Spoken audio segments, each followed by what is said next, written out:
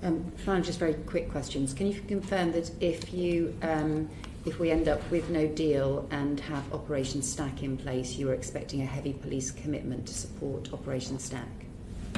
I would have to defer to my colleagues that are doing contingency planning. I'm sorry, it's not my area of expertise. Okay.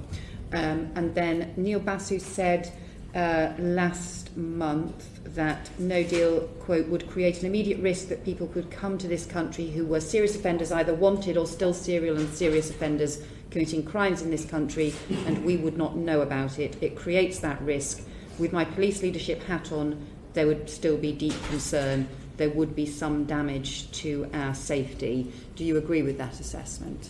So I suspect what Neil was talking about there was the ability of operational officers to have information at their fingertips about people's background, and at the moment that is delivered through SIS2.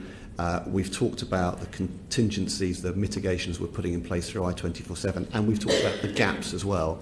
So if that's the context that Neil was talking about, then yes, I would agree that there are gaps that are concerning. Yes.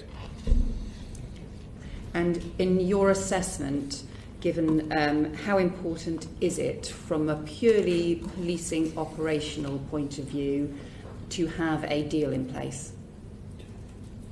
From an operational point of view, I think because we've always said we want to keep the tools we currently have, we'd like the ability to have some time to further refine our plans, and I think the risk of leaving without a deal is a challenge for policing.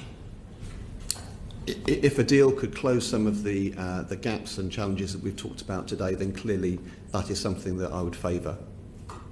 Thank you very much for your time, and thank you also for the considerable preparations. Oh, I apologise, I have one further question. How much is it costing, all of these preparations for no deal? For my unit, 6.2 million a year. For the National Crime Agency for 1920, £10.6 million. I'm not so sure on the six, but in the region of £10 million a year. We don't have an agreed settlement for next year. And are there additional resources going into individual forces on this as well, or is that the sum total?